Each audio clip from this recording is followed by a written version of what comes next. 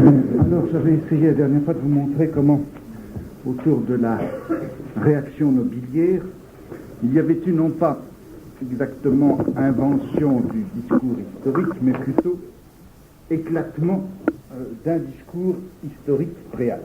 Éclatement d'un discours historique qui avait eu jusque-là, en gros, pour fonction de, comme disait Pétrarque, chanter la louange de Rome, c'est-à-dire qu'il s'agissait d'un discours historique qui jusque-là avait été intérieur, je crois, au discours de l'État sur lui-même, un discours historique qui avait eu pour fonction de manifester le droit de l'État, de fonder sa souveraineté, de raconter sa généalogie ininterrompue et d'illustrer par des héros, par des exploits, par des dynasties, le bien fondé du droit public. Bon, cet éclatement de la louange de Rome à la fin du XVIIe, au début du XVIIIe siècle, cet éclatement il se produit de deux façons. D'une part, par le rappel, la réactivation de ce fait de l'invasion que déjà, vous vous souvenez, l'historiographie protestante du XVIe siècle avait objecté à l'absolutisme royal. On rappelle donc l'invasion, on introduit cette grande rupture dans le temps. L'invasion des Germains au 5e, 6e siècle, eh bien c'est le passe-droit, c'est le moment de la rupture du droit public, le moment où les hordes qui déferlent de Germanie mettent un terme à l'absolutisme romain. Bon, première rupture. Mais l'autre rupture, l'autre principe d'éclatement, il est, je crois, plus important, c'est celui que j'avais souligné en terminant la dernière fois, c'est-à-dire l'introduction d'un nouveau sujet d'histoire, dans ce double sens qu'il s'agit d'un nouveau domaine d'objet pour le récit historique, et il s'agit en même temps d'un nouveau sujet parlant dans l'histoire. Ce n'est plus l'État parlant lui-même, c'est quelque chose d'autre parlant de soi, et ce quelque chose d'autre qui parle dans l'histoire et qui se prend pour objet de son récit historique, eh bien c'est, je crois, cette espèce d'entité nouvelle qu'est la nation. La nation, entendue bien sûr au sens large du mot, je tâcherai d'y revenir soit cette fois-ci, soit la prochaine fois, parce que c'est évidemment autour de cela, de cette notion, à partir de quoi vont rayonner ou vont dériver des notions comme celle de nationalité, de race, de classe, etc. Cette notion de nation doit être entendue au XVIIe siècle, au XVIIIe siècle, encore dans un sens très large. Bon, c'est vrai que vous trouverez dans l'encyclopédie une définition, je dirais, étatique de la nation. Définition étatique de la nation, puisque les encyclopédistes donnent 4 critères à l'existence de la nation. Premièrement, ça doit être une grande multitude d'hommes. Deuxièmement, ça doit être une multitude d'hommes qui habitent dans un pays défini. Troisièmement, ce pays défini doit être circonscrit par des frontières. Et quatrièmement, cette multitude d'hommes ainsi établis à l'intérieur de frontières doit obéir à des lois et à un gouvernement unique. Vous avez donc là une définition, en quelque sorte une fixation de la nation, d'une part dans les frontières de l'État et deuxièmement dans la forme même de l'État. Mais je crois que c'est une définition polémique qui précisément visait à, sinon réfuter, du moins exclure, la définition large qui régnait à ce moment-là et qu'on trouve aussi bien dans les textes venant de la noblesse que dans ceux venant de la bourgeoisie, et qui faisait dire que la noblesse c'était une nation, que la bourgeoisie c'était aussi une nation. Tout ça aura une importance capitale sous la Révolution, ça aura une importance capitale en particulier dans le texte de Sieyès sur le tiers-État que j'essaierai de vous commenter. Bon, mais cette notion vague, floue si vous voulez, de nation mobile, cette idée d'une nation qui justement n'est pas arrêtée à l'intérieur de frontières, mais qui est au contraire une sorte de masse d'individus mobiles d'une frontière à l'autre, à travers les États, sous les États, à un niveau infra-étatique, cette notion, vous la retrouvez encore longtemps au XIXe siècle, chez Augustin Thierry, chez Guizot, etc. Bon. Alors, on a donc un nouveau sujet d'histoire, et je vais essayer de vous montrer comment et pourquoi c'était la noblesse qui avait introduit ainsi dans la grande organisation étatique du discours historique, ce principe d'éclatement qu'était la nation comme sujet-objet de la nouvelle histoire. Bon, eh bien maintenant, qu'est-ce que c'est que cette nouvelle histoire? En quoi est-ce qu'elle consiste et comment est-ce qu'on la voit s'instaurer au début du XVIIIe siècle? Je crois que la raison pour laquelle c'est bien dans ce discours de la noblesse et de la noblesse française que l'on voit se déployer ce nouveau type d'histoire, la raison en est, je crois, apparaît clairement quand on compare avec, disons, ce qui était le problème anglais au XVIIe siècle, un siècle auparavant ou à peu près.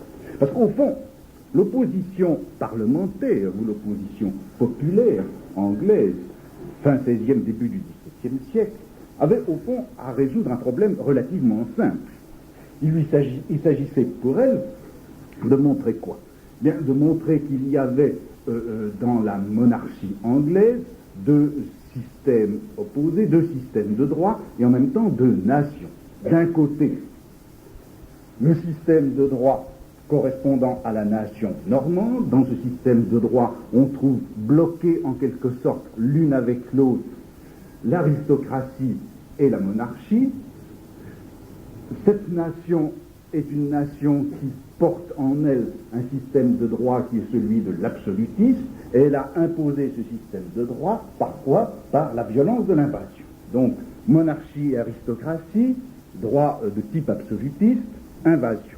Et il s'agissait de faire valoir contre cet ensemble un autre, qui était celui du droit saxon, droit des libertés fondamentales, et qui se trouvait être à la fois le droit des habitants les plus anciens, d'une part, et en même temps le droit revendiqué par les plus pauvres, en tout cas par ceux qui n'appartenaient ni à la famille royale ni aux familles aristocratiques. Donc deux grands ensembles, et il s'agissait de faire valoir le plus ancien et le plus libéral au profit du plus nouveau qui avait apporté avec l'invasion l'absolutisme. Bon, problème simple. Celui de la noblesse française, un siècle après, fin XVIIe, début du XVIIIe siècle, est évidemment un problème beaucoup plus compliqué puisqu'il s'agit pour elle de lutter sur deux fronts. Il s'agit pour elle, d'une part, de lutter contre la monarchie et ses usurpations de pouvoir, et il s'agit d'autre part de lutter contre le tiers-État qui profite justement de la monarchie absolue pour empiéter de son côté et à son profit sur les droits de la noblesse. Donc lutte sur deux fronts, et lutte sur deux fronts qui ne peut pas être menée de la même façon sur l'un et sur l'autre, puisque contre la monarchie, la noblesse va faire valoir quoi? Eh bien, elle va faire valoir contre l'absolutisme du monarque les libertés fondamentales qui sont censées être celles du peuple germain ou franc qui a envahi la Gaule à un moment donné. Donc, contre la monarchie, faire valoir la liberté. Mais contre le tiers-État, qu'est-ce qu'on va faire valoir? Eh bien, on va faire valoir, au contraire, les droits illimités dus à l'invasion. C'est-à-dire que d'un côté, il faudra être, en quelque sorte, les vainqueurs absolus dont les droits ne sont pas limités, mais d'un autre côté, contre la monarchie, il va falloir faire valoir un droit qui est celui de liberté fondamentale, en quelque sorte quasi constitutionnelle. Bon. D'où la complexité du problème, et d'où, je crois, le caractère infiniment plus élaboré de l'analyse que l'on trouve chez Boulainvilliers, si on la compare à celle qu'on trouvait quelques dizaines ou vingtaines d'années auparavant, plusieurs dizaines d'années auparavant. Bon.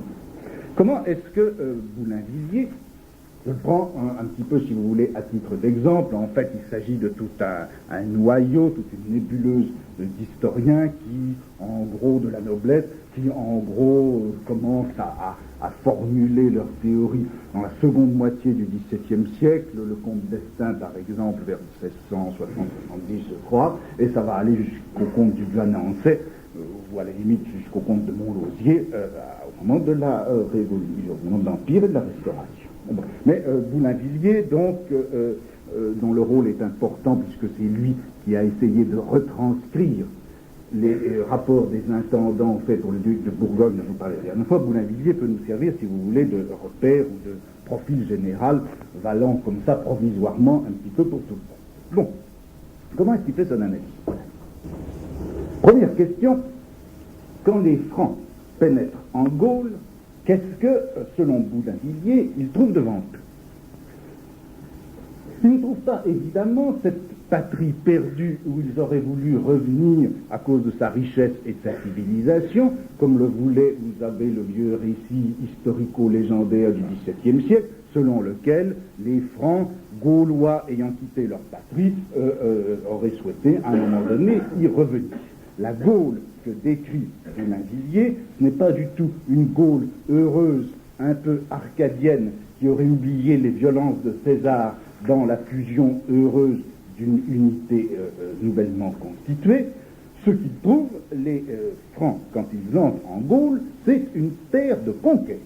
Une terre de conquête, ce qui veut dire quoi? Eh bien que l'absolutisme romain, le droit régalien instauré ou impérial instauré par les Romains, n'y est pas du tout dans cette Gaule un droit acclimaté, accepté, reçu, une sorte de droit qui ferait corps avec la terre et le peuple. Ce droit y est un fait de conquête, la Gaule est assujettie, le droit qui y règne n'est aucunement une souveraineté consentie, c'est un fait de domination. Et c'est le mécanisme même de cette domination qui a duré tout au long de l'occupation romaine, c'est ce mécanisme que Boulainvilliers essaie de repérer en faisant valoir un certain nombre de phases. D'abord, les Romains entrant en Gaule auraient eu pour premier soin de quoi faire? Eh bien, de désarmer bien sûr cette aristocratie guerrière qui avait été la seule force militaire qui se soit réellement opposée à eux, désarmer la noblesse, l'abaisser aussi politiquement et économiquement, et ceci par une élévation, ou en corrélation en tout cas, avec une élévation artificielle du bas peuple qu'on flatte des Boulainvilliers de l'idée d'égalité. C'est-à-dire que par un procédé propre à tous les despotismes, et qu'on avait vu d'ailleurs se développer dans la République romaine depuis Marius jusqu'à César, eh bien on fait croire aux inférieurs qu'un peu plus d'égalité à leur profit donnera beaucoup plus de liberté à tous, et en fait, grâce à cette égalitarisation, on aboutit en fait à un gouvernement despotique. De la même façon, les Romains ont rendu la société gauloise égalitaire en abaissant la noblesse, en élevant le bas peuple, et ils ont pu ainsi établir leur propre césarisme. C'est la première phase qui se conclut avec Caligula par le massacre systématique des anciens nobles gaulois qui résistaient à la fois aux Romains et à cet abaissement qui caractérisait leur politique.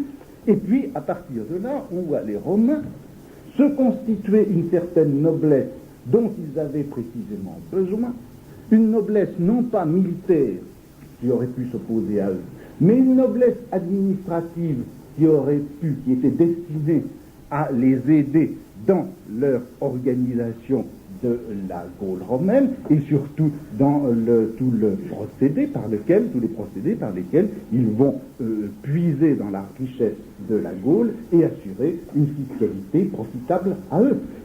Se crée ainsi une nouvelle noblesse, noblesse civile, noblesse juridique, noblesse administrative, qui a pour caractère, premièrement, une pratique aiguë, fine et bien maîtrisée du droit romain, et deuxièmement, la connaissance, bien sûr, de la langue romaine. C'est autour de la connaissance de la langue et de la pratique du droit qu'une nouvelle noblesse apparaît. Bon. Cette description qui permet de dissiper le vieux mythe du XVIIe siècle de la Gaule romaine heureuse et arcadienne, eh bien, cette réfutation de ce mythe, dissipation de ce mythe, c'est évidemment une manière de dire au roi de France, si vous vous réclamez de l'absolutisme romain, en fait, vous ne vous réclamez pas d'un droit fondamental et essentiel sur la terre de la Gaule, vous vous réclamez d'une histoire précise et particulière dont les procédés ne sont pas particulièrement honorable. En tout cas, c'est bien à l'intérieur d'un mécanisme d'assujettissement que vous vous inscrivez. Et d'ailleurs, cet absolutisme romain qui a été implanté par un certain nombre de mécanismes de domination, eh bien, il a été finalement renversé, balayé, vaincu par les Germains, et moins d'ailleurs par les hasards d'une défaite militaire que par la nécessité d'une dégradation interne. Et c'est là que commence, si vous voulez, le second volet de l'analyse de Boulainvilliers, c'est que c'est le moment où il analyse quels ont été les effets réels de la domination romaine sur la Gaule. Car les Germains ont trouvé, ou les Francs, ont trouvé en entrant en Gaule, bien sûr, une terre qui était l'armature militaire de la Gaule. Désormais, ils n'avaient plus rien, les Romains, pour pouvoir défendre la Gaule contre les invasions qui venaient de l'autre côté du Rhin. Pour défendre cette terre gauloise qu'ils occupaient, qu'est-ce qu'ils ont été obligés de faire, puisqu'ils n'avaient plus cette noblesse, de faire appel, eh bien, de faire appel à des mercenaires. Des mercenaires, c'est-à-dire des gens qui ne se battaient pas pour eux-mêmes ou pour défendre leur terre, mais qui se battaient pour une solde. L'existence d'une armée de mercenaires, l'existence d'une armée soldée, implique quoi? Implique bien sûr une fiscalité énorme. Il va donc falloir prélever sur la Gaule non seulement les mercenaires, mais de quoi les payer. D'où deux choses. Premièrement, augmentation considérable des impôts en monnaie, et deuxièmement, surhaussement de ces monnaies, ou encore, comme nous dirions maintenant, dévaluation. D'où un double phénomène. D'une part, la monnaie perd de sa valeur à cause de ces dévaluations, et plus curieusement encore, après cela, la monnaie devient de plus en plus rare. Devenant de plus en plus rare, la monnaie, enfin cette absence de monnaie va entraîner un ralentissement des affaires et un appauvrissement général. C'est dans cet état de désolation globale que la conquête franque va se produire, ou plutôt qu'elle va être possible. La perméabilité de la Gaule à l'invasion franque est liée à cette ruine du pays, dont le principe était donc l'existence de ces troupes mercenaires. Bon, sur ce type d'analyse, je reviendrai un peu plus tard, mais ce qui est intéressant, je crois, et qu'on peut signaler tout de suite, c'est ceci. C'est que vous voyez, l'analyse que fait Boulainvilliers n'est plus du tout du même type que celle qu'on pouvait trouver encore quelques dizaines d'années auparavant, quand la question posée était essentiellement celle du droit public, c'est-à-dire quand la question posée était celle-ci: est-ce que l'absolutisme romain, avec son système de droit, subsiste bien en droit, même après l'invasion franque? Est-ce que les Francs ont légitimement ou non aboli le type de souveraineté romaine? C'était ça le problème historique que l'on posait en gros au XVIIe siècle. Maintenant, le problème pour Boulainvilliers n'est plus du tout de savoir si le droit reste ou ne reste pas, s'il est du droit d'un droit de se substituer à un autre droit. Ce n'est plus du tout ces problèmes-là qui sont posés. Le problème n'est pas de savoir au fond si le régime romain était légitime ou pas, si le régime franc était légitime ou pas. Le problème, c'est de savoir quelles ont été les causes de la défaite, les causes internes de la défaite, c'est-à-dire en quoi le gouvernement romain, légitime ou pas, après tout, c'est pas ça le problème, en quoi il était logiquement absurde, ou si vous voulez, politiquement contradictoire. Ce fameux problème des causes de la grandeur et de la décadence des Romains, qui va être un des grands poncifs de la littérature historique ou politique du XVIIIe siècle, et que Montesquieu reprendra après Boulainvilliers, ce problème, il a un sens très précis. C'est qu'on précipite là, pour la première fois, une analyse de type économico-politique, là où il n'y avait eu jusque-là que le problème du passe-droit, que le problème du change du droit, que le problème d'un changement de droit absolutiste en un droit de type germanique, c'est-à-dire d'un tout autre modèle. C'est là que le problème des causes de la décadence des Romains devient le modèle même d'un nouveau type d'analyse historique. Bon, voilà, si vous voulez, pour un premier ensemble d'analyses que l'on peut trouver chez Boulainvilliers. Je systématise un peu tout ça, mais enfin, il faut essayer d'aller un peu vite. Deuxième problème, si vous voulez, deuxième groupe de problèmes, après celui de la Gaule et des Romains, je prendrai comme exemple des analyses de Boulainvilliers celles qu'il propose à propos des Francs. Qui sont ces Francs qui entrent en Gaule, c'est-à-dire, problème réciproque de celui dont je viens de parler, qu'est-ce qui fait la force de ces gens, à la fois incultes, barbares, relativement peu nombreux, et qui ont pu ainsi effectivement entrer en Gaule et détruire le plus formidable des empires que l'histoire ait connu jusque-là. Bon, il s'agit donc de montrer la force des Francs en face de la faiblesse des Romains. Ce qui fait la force des Francs, d'abord, eh bien, c'est qu'ils bénéficient, eux, de ce dont les Romains avaient cru devoir se passer, c'est-à-dire l'existence d'une aristocratie guerrière. La société franque est tout entière organisée autour de ces guerriers qui sont au fond le seul peuple franc, bien qu'il y ait derrière eux toute une série de gens qui sont des serfs ou en tout cas des serviteurs qui dépendent des clients, etc. Mais le peuple germain, il est composé des Leudes, des Leute, les gens, et ces gens sont tous des gens d'armes. Au contraire donc des mercenaires. Et d'autre part, ces gens d'armes, ces gens, cette aristocratie guerrière, bien sûr, elle se donne un roi, mais elle se donne un roi qui, d'une part, n'a pour fonction que de régler des différends ou des problèmes de justice en temps de paix. Les rois ne sont que des magistrats civils et rien d'autre. Et de plus, ces rois sont choisis d'un consentement commun par le groupe des Leutes, par le groupe des gens d'armes. Il n'y a qu'au moment des guerres, lorsque on a besoin d'une organisation forte et d'un pouvoir unique, il n'y a qu'au moment des guerres que, à ce moment-là, on se donne un chef qui obéit, enfin qui, dont la chefferie obéit à de tout autre principe, dont la chefferie est absolue. Ce chef, c'est un chef de guerre, qui n'est pas forcément le roi de la société civile, mais qui, dans certains cas, peut l'être. Quelqu'un comme Clovis, d'où son importance historique, était à la fois l'arbitre civil, le magistrat civil choisi pour régler les différends, et puis il a été aussi le chef de guerre. En tout cas, on a donc une société où le pouvoir est minimal, au moins en temps de paix, et par conséquent la liberté maximale. Or, qu'est-ce que c'est que cette liberté dont bénéficient les gens de cette aristocratie guerrière? Cette liberté, ce n'est pas du tout une liberté d'indépendance, ce n'est pas du tout cette liberté par laquelle fondamentalement on respecte les autres. La liberté dont bénéficient les guerriers germains, c'est essentiellement la liberté de l'égoïsme, de l'avidité, du goût de la bataille, du goût de la conquête et de la rapine.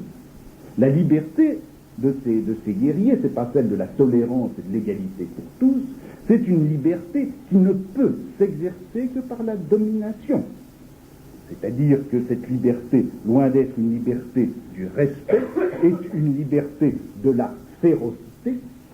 Et un des successeurs de Boulainvilliers, Fréret, faisant l'étymologie du mot franc, dira que le mot franc ne veut absolument pas dire libre au sens où nous l'entendons maintenant, que franc veut dire essentiellement féroce, férox, c'est-à-dire que ce mot a, pour désigner, ce mot franc, a exactement les mêmes connotations que le mot férox latin, il en a tous les sens, dit Fréret, favorable et défavorable, il veut dire fier, intrépide, orgueilleux, cruel. Et c'est ainsi que commence ce fameux grand portrait du barbare, qu'on va retrouver jusqu'à la fin du XIXe siècle, et bien entendu chez Nietzsche, dans lequel la liberté sera équivalente à une férocité qui est goût du pouvoir et avidité de dominer, incapacité de servir, mais désir toujours près d'assujettis. Mœurs impolies et grossières, haine pour le nom, la langue et les usages romains, amateurs de liberté, vaillants, légers, infidèles, avides de gains, impatients, inquiets, etc. C'est les épithètes que Boulainvilliers et ses successeurs utilisent pour décrire ce nouveau grand barbare blond qui ainsi fait à travers leurs textes leur entrée solennelle dans l'histoire européenne. Je veux dire dans l'historiographie européenne. Ce portrait de la grande férocité blonde des Germains, ce portrait, il permet quoi? Il permet deux choses. Premièrement, il permet d'expliquer comment les guerriers francs entrant en Gaule, comment ces guerriers francs ont pu et ont dû nécessairement refuser toute assimilation avec les Gallo-Romains et en particulier tout assujettissement à ce droit impérial. Ils étaient beaucoup trop libres, je veux dire, ils étaient beaucoup trop fiers, arrogants, etc., pour ne pas empêcher le chef de guerre de devenir souverain au sens romain du mot. Ils étaient beaucoup trop avides dans leur liberté de conquête et de domination pour ne pas s'emparer eux-mêmes, à titre individuel, de la terre gauloise, de sorte que leur roi, qui était en bien leur chef de guerre, ce roi n'est pas devenu par la victoire des Francs propriétaire de la terre de Gaule, mais chacun des guerriers a bénéficié lui-même et directement de la victoire et de la conquête. Il s'est réservé une part de la terre de Gaule.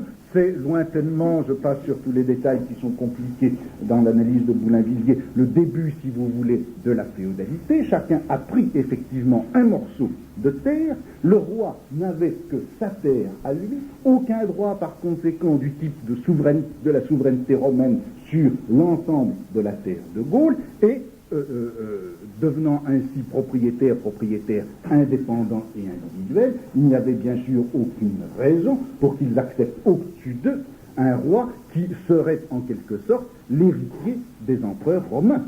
Et c'est ici que commence l'histoire du vase de Soissons, ou plutôt encore là, l'historiographie du vase de Soissons. Qu'est-ce que c'est que cette histoire du vase de Soissons que vous avez sans doute encore appris dans vos manuels scolaires? C'est une invention de Boulainvilliers, ses prédécesseurs ou successeurs, où ils ont, dans Grégoire de Tours, piqué cette histoire qui va ensuite être un des lieux communs des discussions historiques infinies. Lorsque, après je ne sais plus quelle bataille, Clovis répartit le butin, ou plutôt préside en tant que magistrat civil à la distribution du butin, vous savez que devant un certain vase, il dit « celui-là, je le voudrais ». Mais qu'un guerrier se lève et dit « tu n'as pas droit à ce vase, car tu as beau être roi, tu partageras le butin avec les autres, tu n'as aucun droit de préemption, tu n'as aucun droit de possession première et absolue sur ce qui a été gagné à la guerre. Ce qui a été gagné à la guerre doit être divisé en propriété absolue entre les différents vainqueurs, et le roi n'a aucune prééminence. Voilà la première phase de l'histoire du vase de Soissons, on reviendra sur la seconde ensuite. Bon. Donc, cette description de la communauté germanique par Boulainvilliers permet donc d'expliquer comment ils ont été absolument rétifs, ces Germains, à l'organisation romaine du pouvoir, mais ça permet aussi d'expliquer comment et pourquoi cette conquête de la Gaule, peuplée et riche par ce peuple pauvre et peu nombreux, a pu malgré tout tenir. Et là encore, comparaison avec l'Angleterre est intéressante. Vous vous souvenez que les Anglais étaient également devant ce problème. Comment se fait-il que 60 000 guerriers normands ont pu arriver à s'installer en Angleterre et tenir? Boulainvilliers a le même problème, mais voilà comment il le résout, lui. Il dit ceci: si les Francs ont pu en effet tenir dans cette guerre, dans cette terre conquise, c'est qu'ils ont pris pour première précaution de ne pas donner, non seulement de ne pas donner d'armes, mais de confisquer les armes des Gaulois, de manière à ce que demeure bien isolée au milieu du pays une certaine caste militaire nettement différenciée des autres. Caste militaire qui est une caste entièrement germanique. Les Gaulois n'ont plus d'armes, mais en revanche, on va leur laisser l'occupation réelle de leurs terres, puisque précisément les Germains, eux, ne vont pas avoir d'autres, ou les Francs ne vont pas avoir d'autre occupation que de se battre.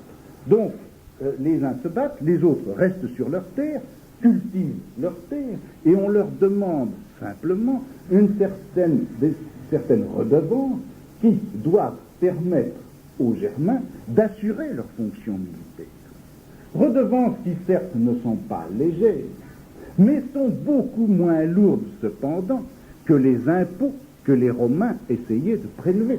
Beaucoup moins lourdes parce que quantitativement c'était moins important, et surtout parce que quand les Romains, pour leurs mercenaires, demandaient un impôt en monnaie aux paysans, les paysans ne pouvaient pas donner cette monnaie. Maintenant, on ne demande que des redevances en nature, on peut toujours les fournir, et dans cette mesure-là, entre les paysans gaulois, auxquels on demande simplement des redevances en nature, et cette caste guerrière, il n'y a plus d'hostilité. Et on a donc ainsi une sorte de Gaule franque heureuse, stable, beaucoup moins pauvre que n'était la Gaule romaine à la fin de l'occupation romaine. Les uns en face des autres, Gaulois et Francs, furent, dit Boulainvilliers, heureux par la possession tranquille de ce qu'ils avaient. Le Franc par l'industrie du Gaulois, et celui-ci par la sécurité que le premier lui procurait. On a là l'espèce de noyau de ce que Boulainvilliers, vous le savez, a inventé, c'est-à-dire la féodalité. La féodalité, comme système historico-juridique caractérisant la société, les sociétés européennes depuis le 6e, 7e, 8e siècle jusqu'au 15e siècle à peu près, ce système de la féodalité n'avait été isolé ni par les historiens ni par les juristes avant les analyses de Boulainvilliers. C'est ce bonheur d'une caste militaire soutenue et entretenue par une population paysanne qui lui verse des redevances en nature, c'est ce bonheur qui est en quelque sorte le climat de cette unité juridico-politique de la féodalité. Bon.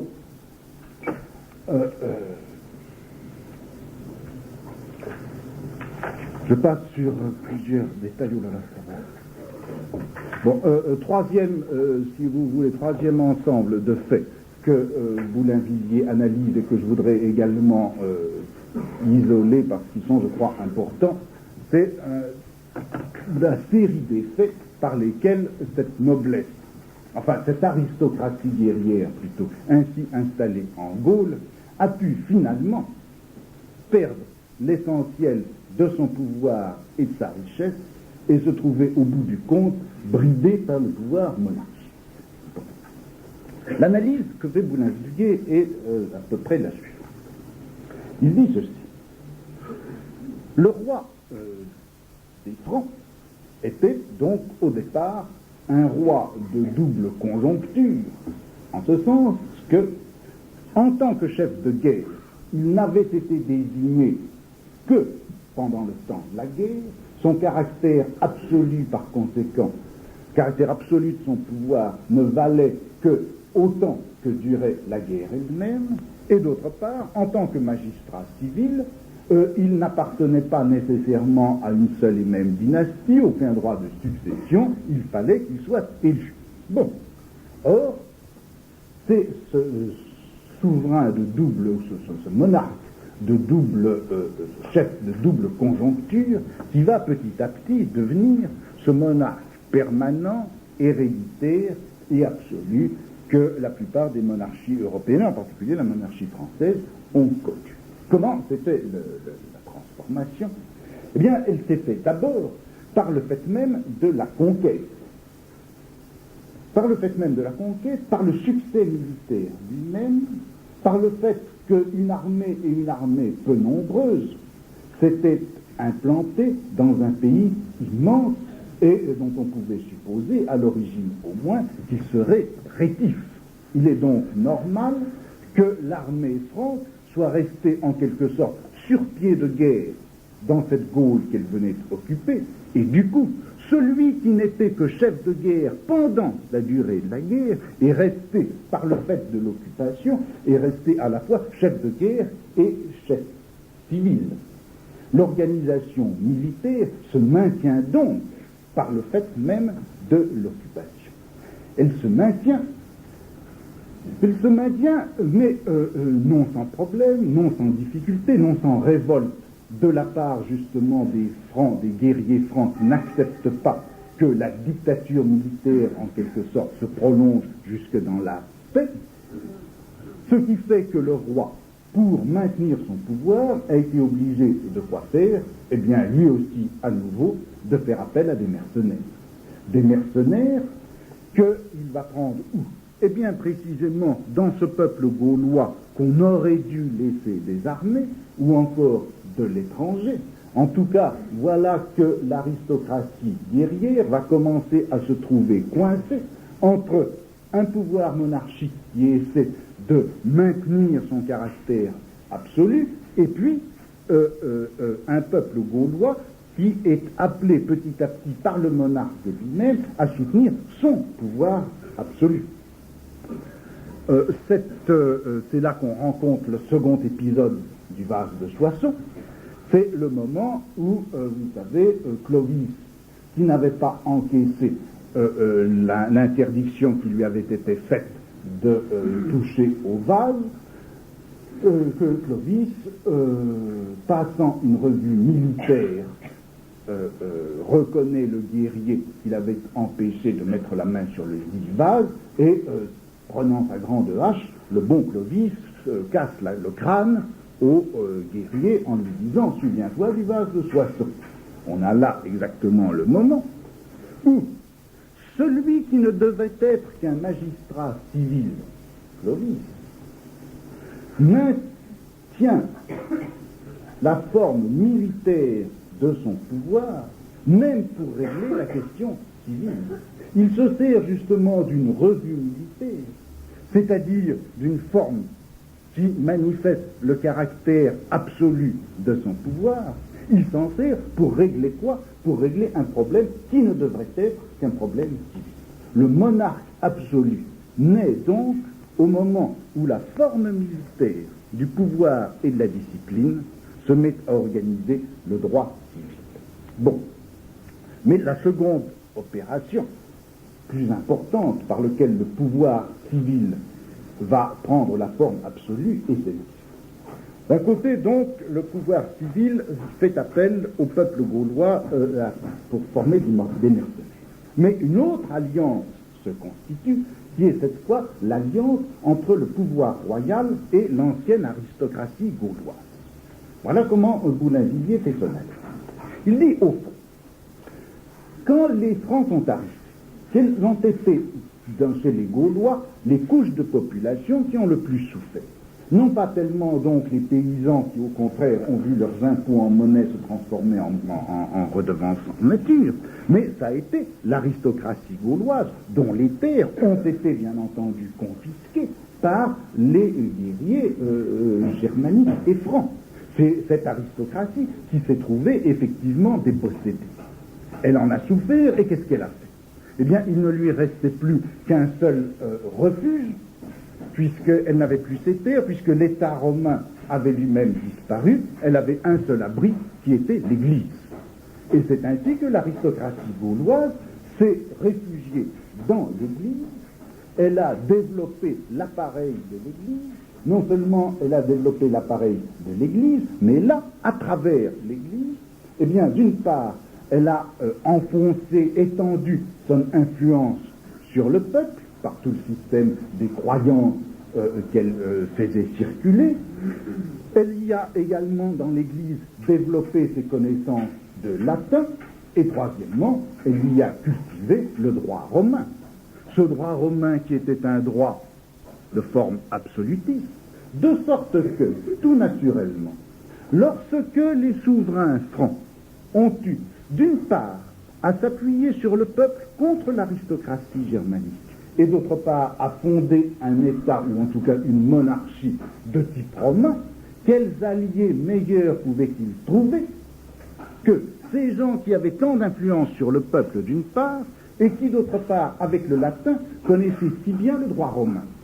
C'est tout naturellement les aristocrates gaulois, la noblesse gauloise réfugiée dans l'Église, qui devient l'allié naturel des nouveaux monarques au moment même où ils essaient de constituer leur absolutisme.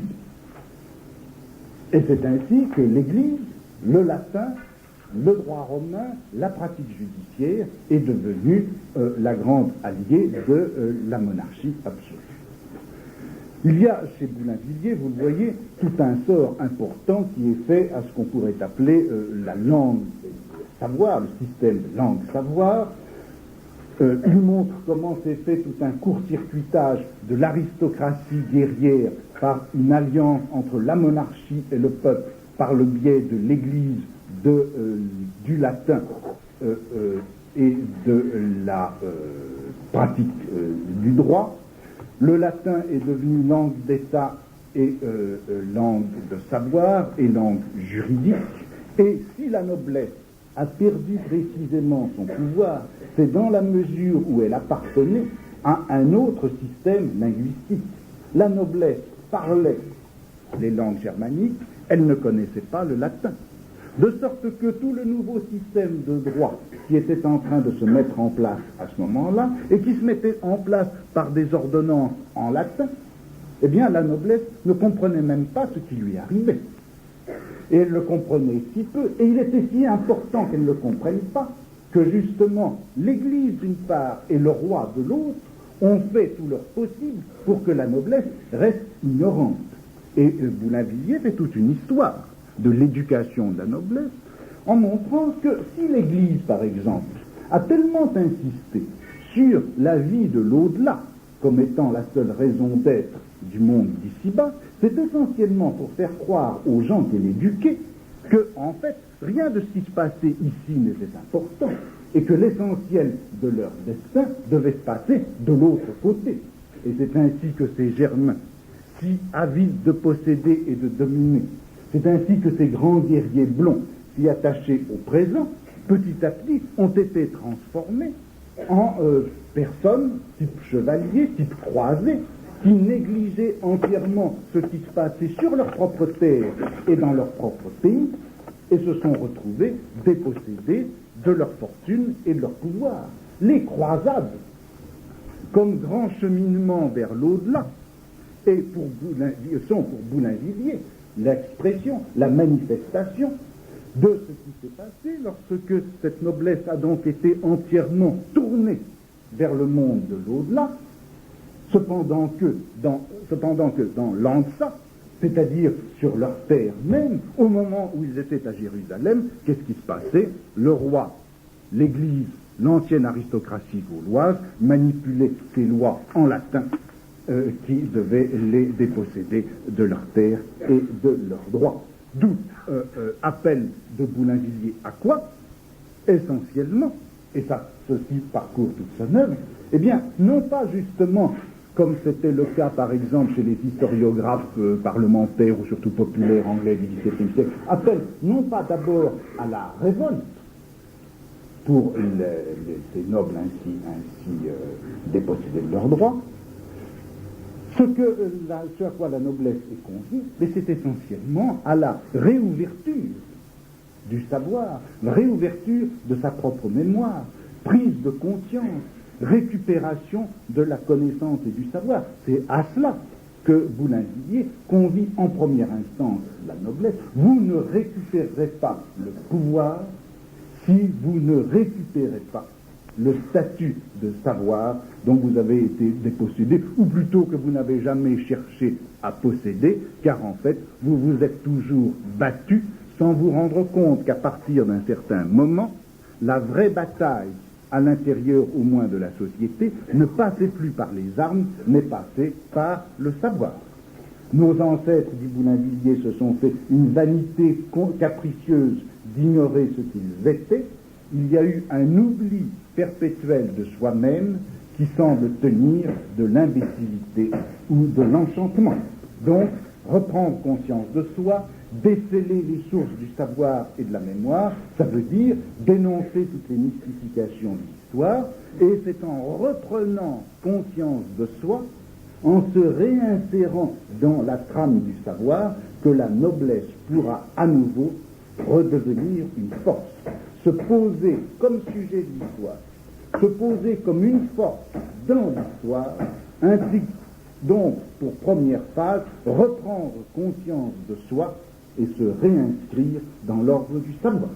Bon, voilà, si vous voulez, un certain nombre de thèmes que j'ai isolés dans les œuvres considérables de Boulainvilliers et qui me paraissent introduire un type d'analyse qui va être évidemment fondamental pour toutes les analyses historico-politiques qu'on va trouver depuis le XVIIIe siècle jusqu'à nous. Importance de ces analyses, pourquoi ? Bien sûr, d'abord, et jusqu'à un certain point, ce sont des analyses importantes parce que vous voyez le primat général qui est accordé à la guerre. Mais je crois que ce qui est important, surtout plus que le primat accordé à la guerre dans ces analyses, c'est la forme que prend dans ces analyses le rapport de guerre. Ce qui est important, c'est le rôle que Boulainvilliers fait jouer à ce rapport de guerre. Car je crois que pour utiliser comme il le fait la guerre comme analyseur général de la société, Boulainvilliers fait subir trois généralisations successives ou superposées à la guerre. Il la généralise par rapport au fondement du droit. Deuxièmement, il la généralise par rapport à la forme de la bataille. Troisièmement, il la généralise par rapport au fait de l'invasion et à cet autre fait réciproque de l'invasion qu'est la révolte.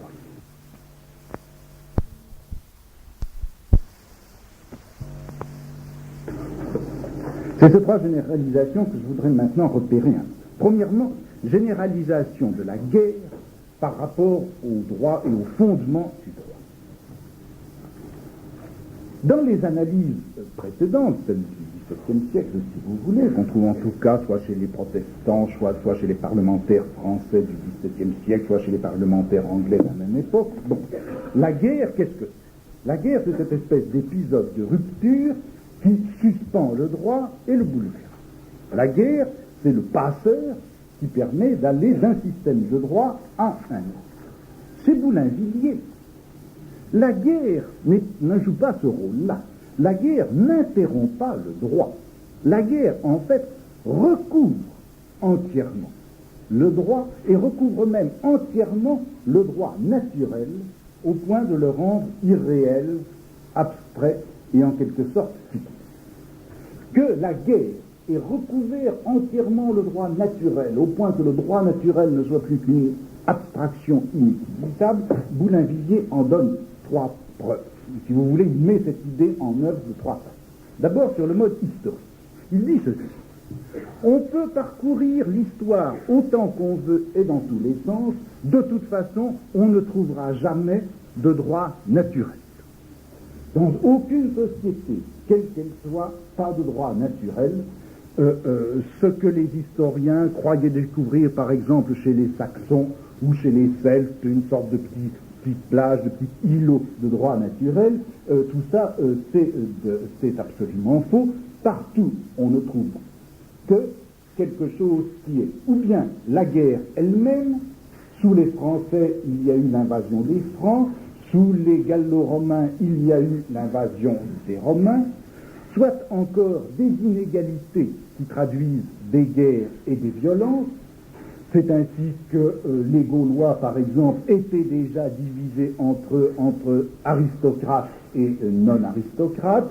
Chez les Mèdes, chez les Perses, vous trouvez également une aristocratie et un peuple qui prouve à l'évidence qu'il y a eu derrière cela lutte, violence et guerre.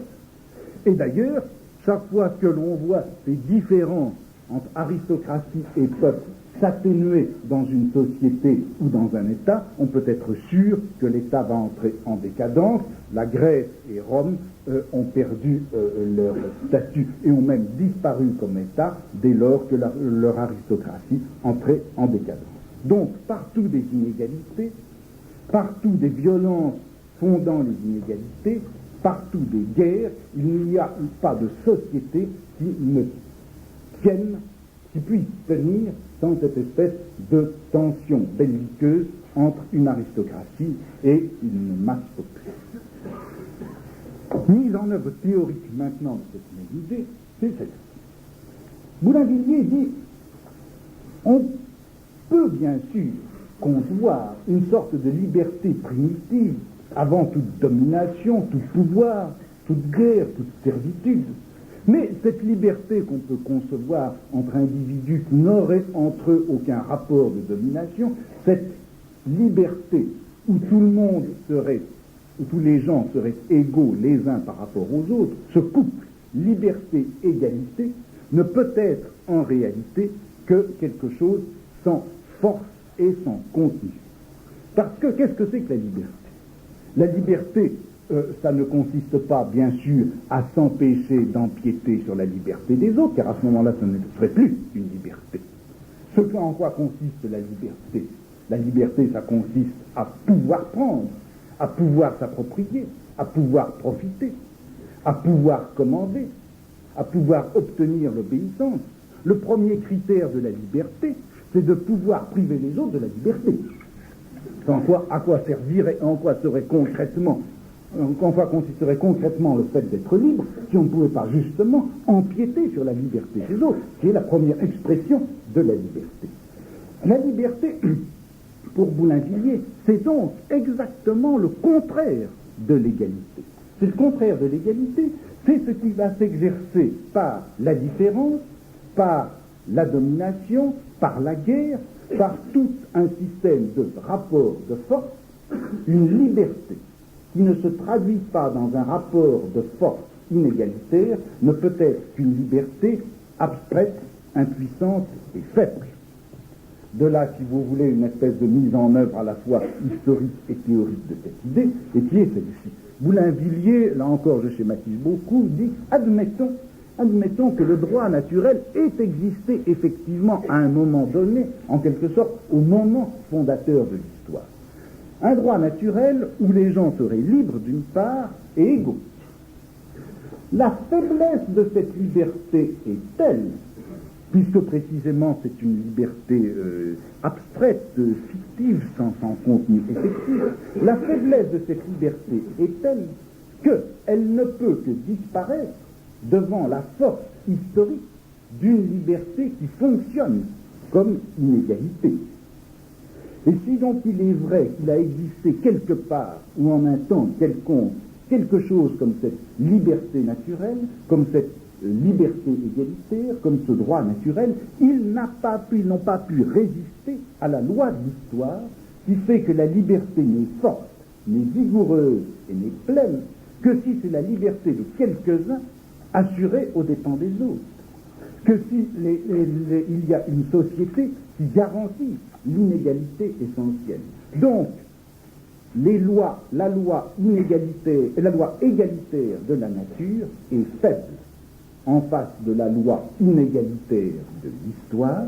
Il est donc normal que la loi égalitaire de la nature ait cédé le pas, et définitivement, à la loi inégalitaire de l'histoire.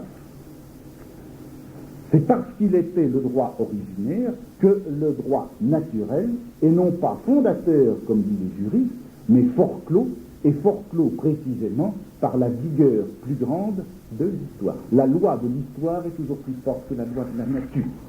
Et c'est cela que Boulainvilliers dit lorsqu'il dit finalement que l'histoire est arrivée à créer une loi naturelle d'antithèse entre la liberté et l'égalité, et que cette loi naturelle est plus forte que la loi inscrite dans ce qu'on appelle le droit naturel. La force plus grande de l'histoire par rapport à la force de la nature, c'est cela qui finalement fait que l'histoire a recouvert entièrement la nature. La nature ne peut plus parler quand l'histoire commence, car dans la guerre entre l'histoire et la nature, c'est toujours l'histoire qui l'emporte. Il y a un rapport de force entre droit, entre nature et histoire, et ce rapport de force est définitivement en faveur de l'histoire, donc le droit naturel n'existe pas, ou il n'existe que comme vaincu. Il est toujours le grand vaincu de l'histoire. Il est l'autre, il est comme les Gaulois en face des Romains, comme les Gallo-Romains en face des Germains. L'histoire, c'est la germanité, si vous voulez, par rapport à la nature. Bon. Donc, première généralisation, la guerre recouvre entièrement l'histoire au lieu d'en être simplement la bousculade et l'interruption. Deuxième généralisation, c'est la généralisation de la guerre par rapport à, si vous voulez, la forme de la bataille. Bon, pour Boulainvilliers, il est vrai que la conquête, l'invasion, la bataille gagnée ou perdue fixent bien un rapport de force. Mais en fait, ce rapport de force qui s'exprime dans la bataille, ce rapport de force, au fond, il a été établi avant. Il a été établi avant par autre chose que des batailles antécédentes. Ce qui établit le rapport de force, et ce qui fait en gros qu'une nation va gagner une bataille et l'autre la perd, c'est quoi? Eh bien, c'est la nature et l'organisation des institutions militaires. C'est l'armée, c'est les institutions militaires, qui sont importantes, d'une part parce qu'elles permettent bien sûr de remporter des victoires, et aussi parce qu'elles permettent d'articuler la société tout entière. Au fond, pour Boulainvilliers, ce qui est important, et ce qui va faire en effet que la guerre va être le principe d'analyse d'une société, c'est que ce qui est déterminant pour lui dans une organisation sociale, eh bien, c'est le problème de l'organisation militaire, ou plus simplement encore, tout simplement, qui possède les armes. L'organisation des Germains, elle repose essentiellement sur le fait que certains, les Leudes, avaient des armes et que les autres n'en avaient pas.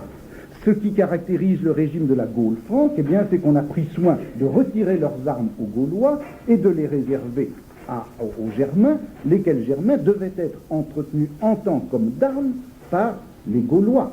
Et les altérations ont commencé à se produire lorsque cette loi de répartition des armes dans une société ont commencé à se brouiller.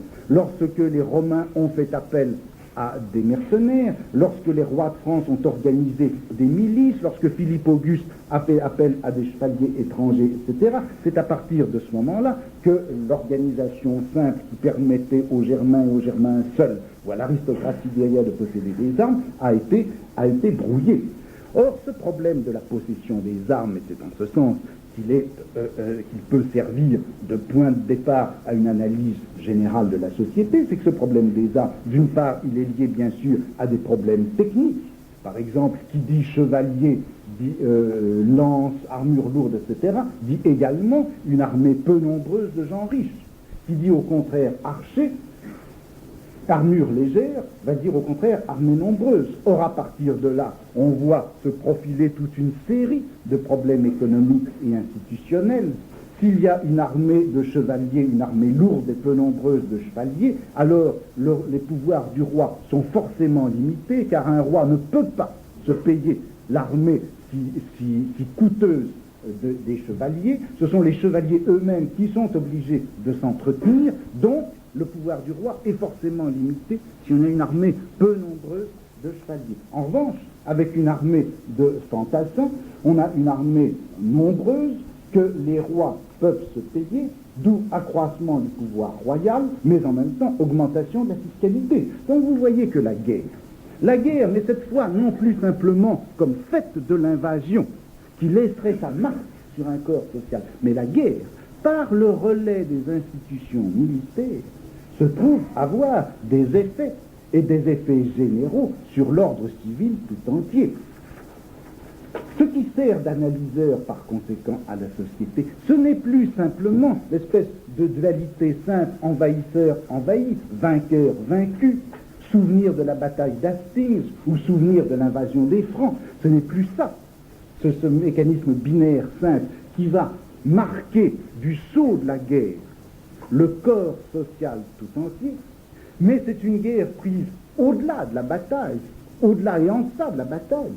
La guerre prise comme manière de faire la guerre, comme manière de préparer et d'organiser la guerre. La guerre entendue comme répartition des armes, nature des armes, technique de combat, recrutement, rétribution des soldats, impôts afférents à l'armée.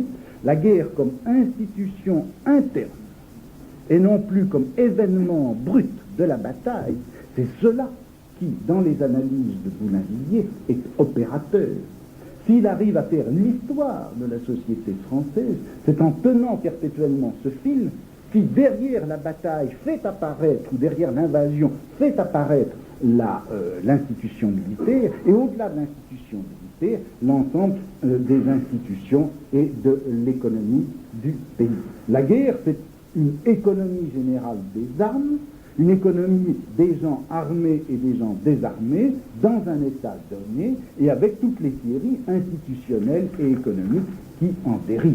C'est cette formidable généralisation de la guerre par rapport à ce qu'elle était encore chez les historiens du XVIIe siècle qui, évidemment, donne à Boulainvilliers la dimension importante que j'essaie de vous montrer.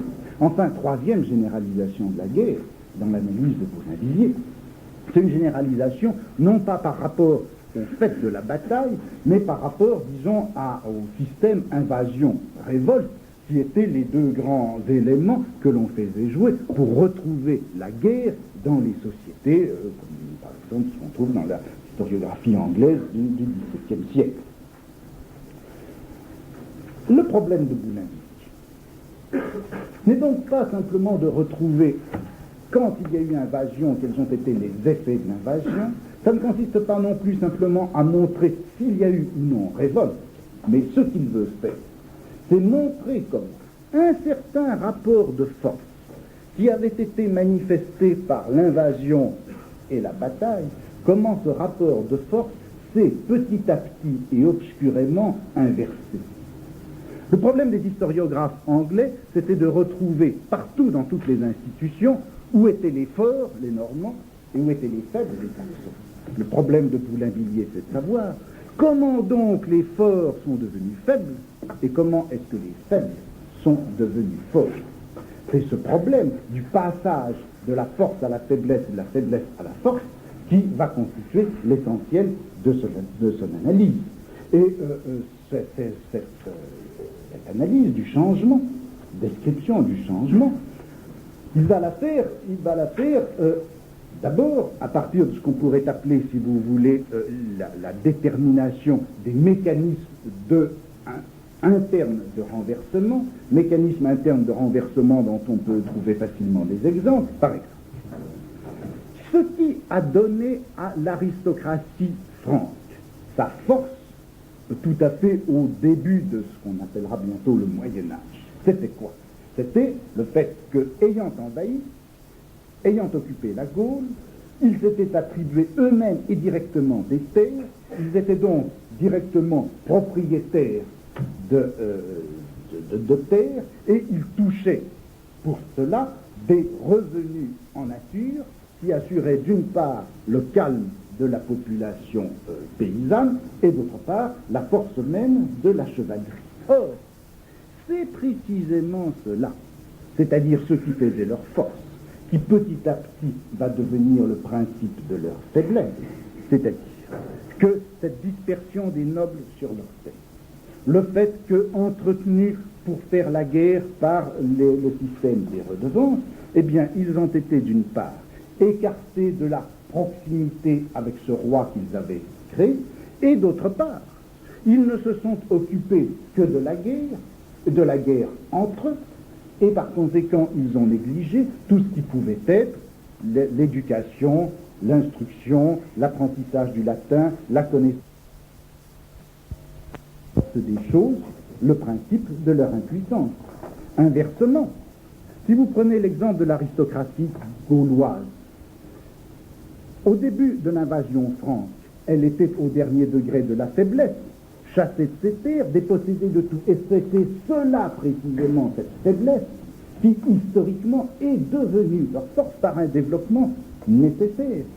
Le fait d'être chassés des terres les a donc renvoyés vers l'Église. Les renvoyant vers l'Église, cela leur a donné une influence sur le peuple, mais également des connaissances de droit, je ne reviens pas sur l'analyse. Et petit à petit, c'est cela qui les a mis en position d'être au plus près du roi, comme conseillers du roi, et par conséquent de remettre la main sur un pouvoir politique et sur une richesse économique qui leur avait échappé autrefois. La forme, les éléments qui constituaient la faiblesse de l'aristocratie gauloise, ces éléments ont été en même temps, et à partir plutôt d'un certain moment, le principe de son renforcement. Donc le problème que Boulainvilliers analyse, ce n'est donc pas qui a été vainqueur et qui a été vaincu, mais qui est devenu fort et qui est devenu faible, pourquoi le fort est devenu faible, pourquoi le faible est devenu fort.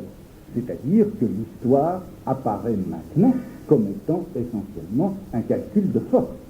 Un calcul de force qui, dans la mesure même où il va savoir description des mécanismes, des rapports de force, cette analyse des mécanismes de force vont nécessairement amener à quoi? Eh bien, à ce que la grande dichotomie simple vainqueur-vaincu ne va plus être exactement pertinente pour la description de tous ces processus. À partir du moment où le fort devient faible, à partir du moment où le faible se renforce, eh bien, il va y avoir de nouvelles oppositions, de nouveaux clivages, de nouvelles répartitions. Les faibles vont s'allier entre eux, les forts vont rechercher l'alliance de certains contre certains autres, etc.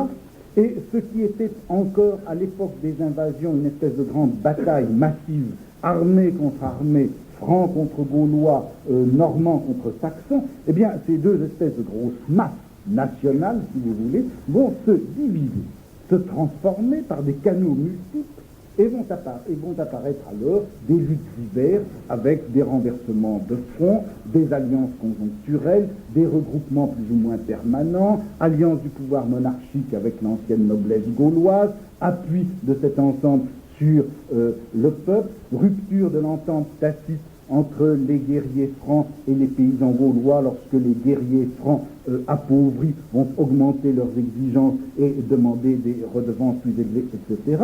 Tous ces systèmes d'appui, d'alliance, de conflits internes, c'est cela maintenant qui va en quelque sorte généraliser une forme de guerre que les historiens, jusqu'au XVIIe siècle, avaient encore conçu essentiellement sur le mode du grand affrontement de l'invasion.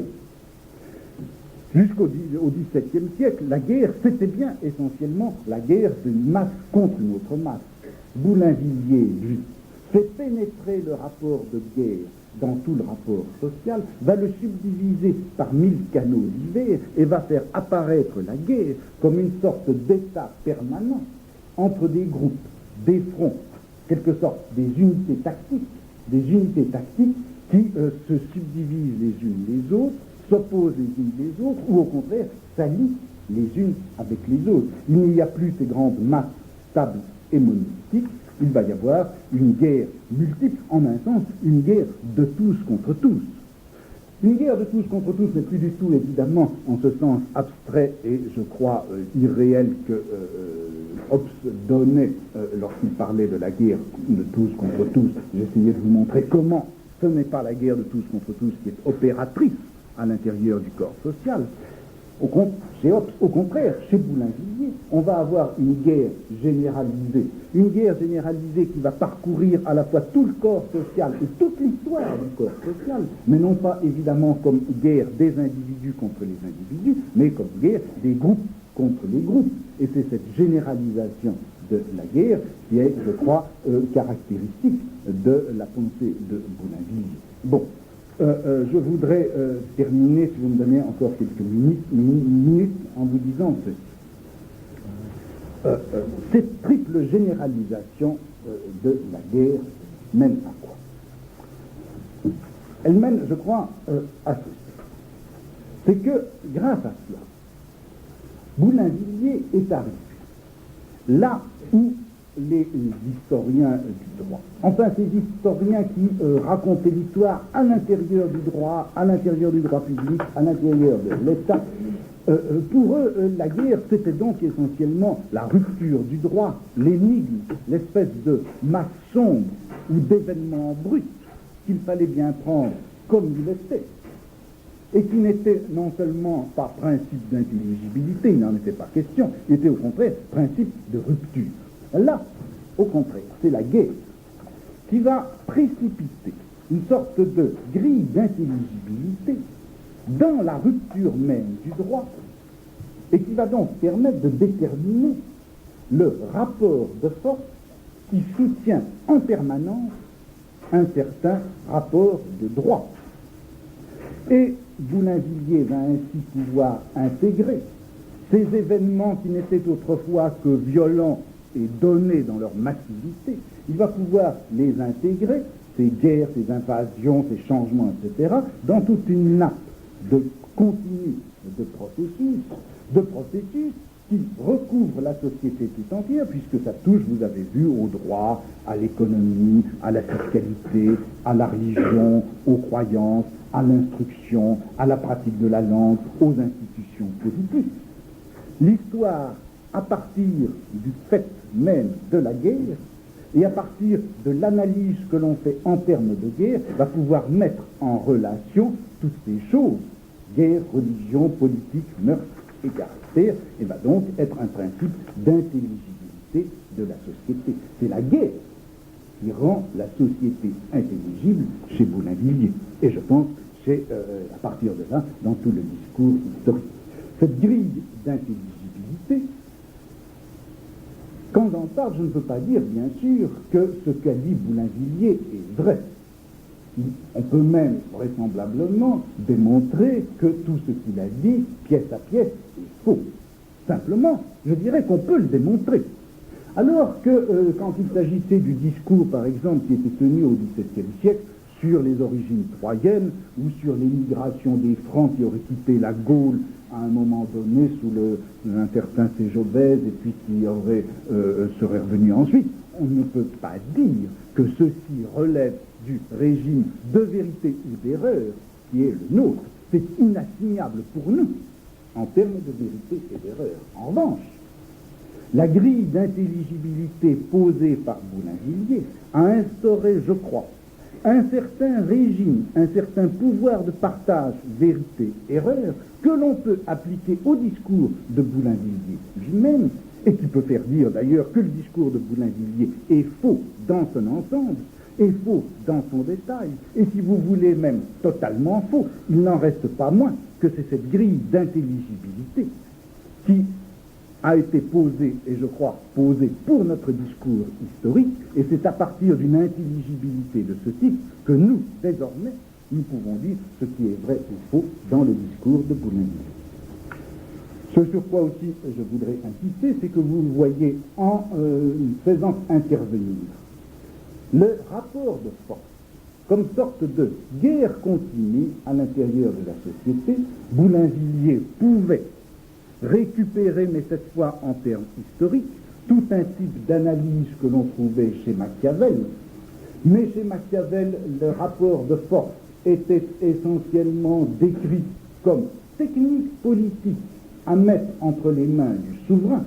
Désormais, le rapport de force est un objet historique que quelqu'un d'autre que le souverain, c'est-à-dire que quelque chose comme une nation, à la manière de l'aristocratie ou plus tard la bourgeoisie, etc., quelque chose qu'une nation peut repérer et déterminer à l'intérieur de son histoire.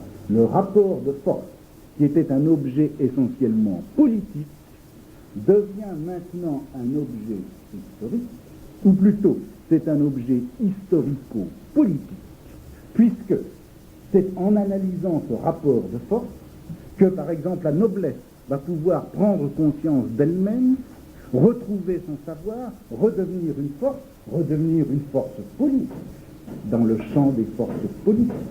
La constitution d'un champ historico-politique, le fonctionnement de l'histoire dans la lutte politique a été rendu possible à partir du moment où dans un discours comme celui de Boulainvilliers, ce rapport de force, qui était en quelque sorte l'objet exclusif des préoccupations du prince, a pu devenir l'objet du savoir pour un groupe, une nation, une minorité, une classe, etc.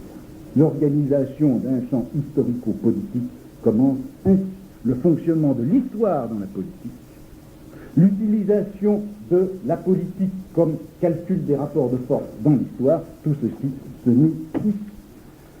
Autre remarque encore, c'est que, vous le voyez, on en arrive à cette idée que la guerre a été, au fond, la matrice de vérité du discours historique. Matrice de vérité du discours historique, je veux dire ceci, c'est que, contrairement à ce que la philosophie ou le droit ont voulu faire croire, la vérité ne commence pas, la vérité et le logos ne commencent pas là où cesse la violence, au contraire, c'est lorsque la noblesse a commencé à mener sa guerre politique, à la fois contre le tiers-état et contre la monarchie, c'est à l'intérieur de cette guerre, et en pensant l'histoire comme guerre, que quelque chose comme le discours historique que nous connaissons maintenant a pu s'établir. Enfin, avant-dernière remarque, vous savez qu'il y a un lieu commun qui veut que ce soit les classes en ascension qui portent à la fois les valeurs de l'universel et la puissance de la rationalité.